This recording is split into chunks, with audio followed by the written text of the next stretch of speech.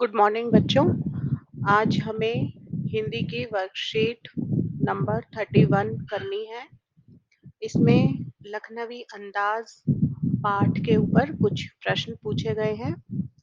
हम जैसा कि लखनवी अंदाज पाठ पर पहले भी अपनी वर्कशीट्स कर चुके हैं, तो आपको पाठ अच्छे से समझ आ गया होगा कि इस पाठ में जो लेखक हैं यशपाल जी, उन्होंने लखनऊ के एक नवाब की झूठी शान को बनाए रखने का ढोंग या जो दिखावा है उस पर कटाक्ष किया है। कटाक्ष को हम व्यंग भी कह सकते हैं, और व्यंग का मतलब होता है कि जहां हम अपनी बात को कह भी दें और सामने वाले को बुरी भी ना लगे।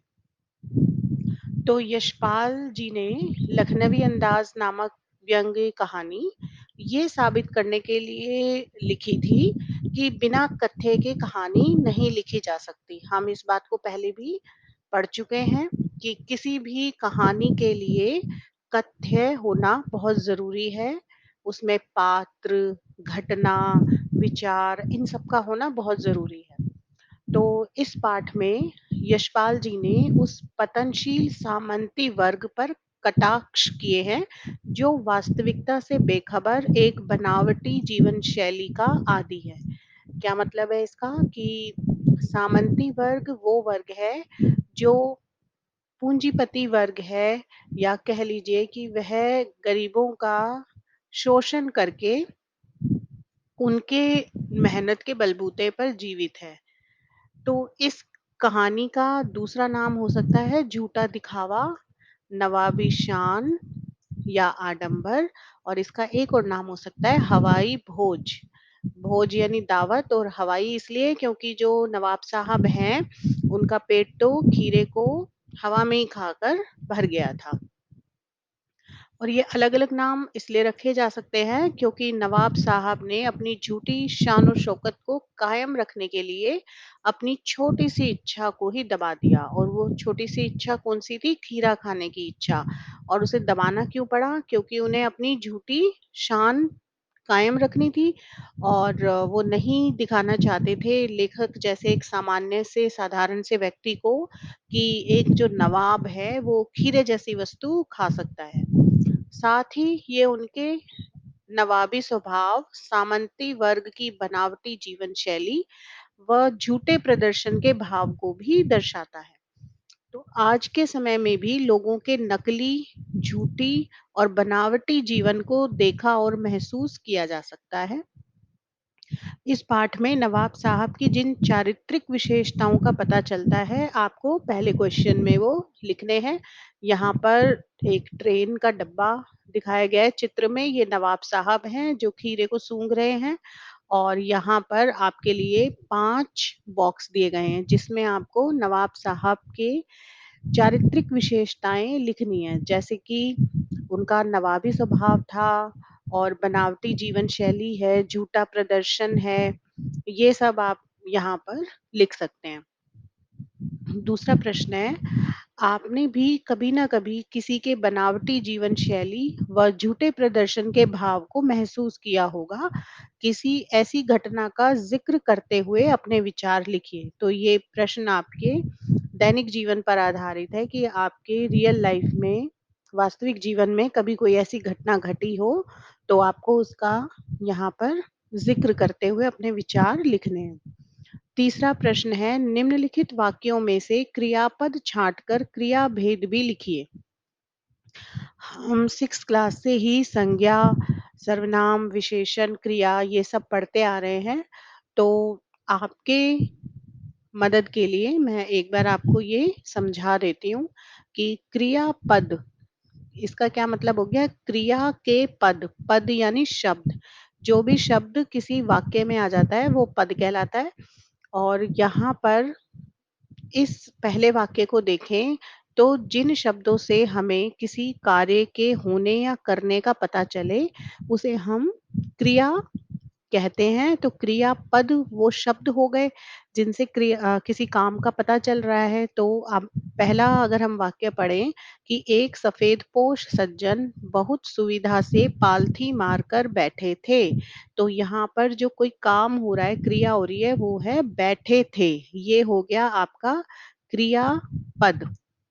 और इसका भेद, अब हमने यहाँ पर क्रियापद तो छाँट दिया, लेकिन हमें उसका भेद भी बताना है।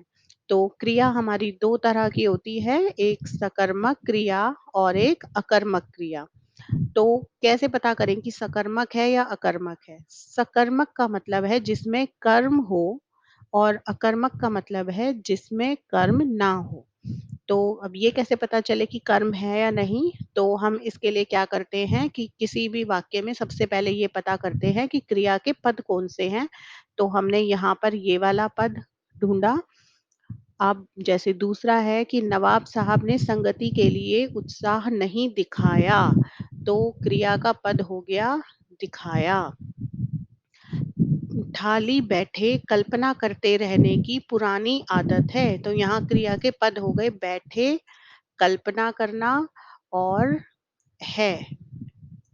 अगला है अकेले सफर का वक्त काटने के लिए ही खीरे काट खरीदे होंगे, तो खरीदे होंगे ये यहाँ पर काम हो रहा है।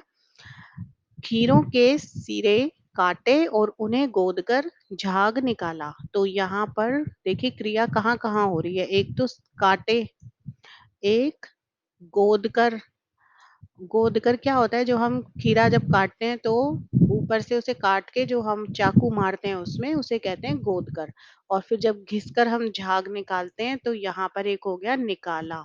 नवाब साहब ने सतृष्ण आंखों से नमक मिर्च के संयोग से चमकती खीरे की फाकों की ओर देखा, तो यहाँ पर काम कौन सा हो रहा है, देखा। नवाब साहब खीरे की तैयारी और इस्तेमाल से थककर लेट गए। अब आप बताओ कौन सा यहाँ पर क्रिया के पद हैं, कौन से हैं, लेट गए। और जेब से चाकू निकाला, तो ये हो गया काम निकाला। तो ये हुए हमारे क्रिया के पद। तो मैंने अभी आपको बताया कि पहले हम वाक्य में कौन से क्रिया के पद है वो छांट लेते हैं। फिर इन क्रिया के पद से पहले हम यहाँ पर एक दो क्वेश्चन पूछते हैं, क्या और किसे। तो यदि इन दोनों में से किसी एक का भी जवाब हमें मिल जाए, तो वो सकर्मक क्रिया है। और यदि एक का भी जवाब ना मिले, तो वो अकर्मक क्रिया है। अब यहाँ हम इस वाक्य में पूछेंगे क्वेश्चन, क्या। क्या बैठे थे, तो हमें यहाँ से कोई जवाब नहीं मिल रहा। किसे बैठे थे, वो भी कोई जवाब नहीं मिल रहा। तो हमारी जो क्रिया है वो हो गई अकर्मक क्रिया। अब दूसरे में हम देखें कि नवाब साहब ने संगति के लिए उत्साह नहीं दिखाया। तो अब यहाँ क्वेश्चन पूछेंगे, क्या नहीं दिखाया।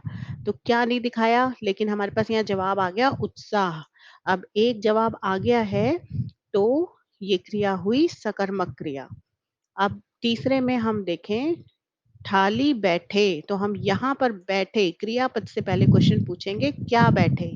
क्या बैठे, तो जवाब नहीं है। किसे बैठे, जवाब नहीं है। जवाब किस चीज का है कि कैसे बैठे।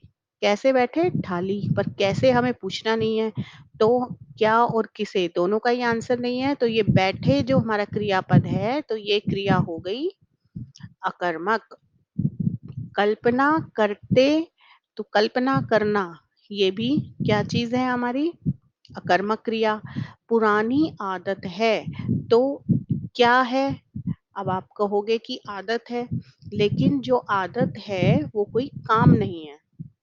ठीक है, ये अपने आप ही होती है। तो जो अपने आप होने वाले कार्य होते हैं, वो अकर्मक क्रिया में ही आते हैं। अगले अकेले सफर का वक्त काटने के लिए ही खीरे खरीदे होंगे। तो आप खरीदे होंगे क्रियापद से पहले यहाँ पर आप क्वेश्चन पूछिए, क्या खरीदे होंगे। और हमें जवाब मिला खीरे। तो क्या का आंसर मिलने के कारण ये जो क्रिया है वो यहाँ पर कौन सी हुई, सकर्मक। अब फिफ्थ में देखें, खीरों के सिरे काटे, तो क्या काटे, सिरे। क्या का जवाब मिल गया। और उन्हें गोद कर, तो क्या गोद कर? खीरे, ये भी मिल गया।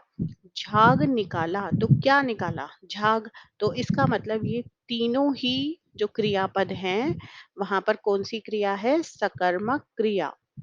नवाब साहब ने सतृष्ण आंखों से नमक मिर्च के संयोग से चमकती खीरे की फाकों की ओर देखा। तो क्या देखा? अब बताइए क्या देखा? तो खीरे की फाकें देखी उन्होंने। तो यहाँ पर क्या हो गया? ये सकर्मक क्रिया। नवाब साहब खीरे की तैयारी और इस्तेमाल से थककर लेट गए। क्या लेट गए? जवाब नहीं है। किसे लेट गए? कोई जवाब नहीं मिलता। तो ये हो गया अकर्मक क्रिया। जेब से चाकू निकाला, अब ये क्रियापद है निकाला। इससे पहले हम यहाँ पर क्वेश्चन पूछेंगे क्या निकाला? तो आंसर है चाकू। तो आंसर मिल गया हमें, तो इसका मतलब ये सकर्मक क्रिया है।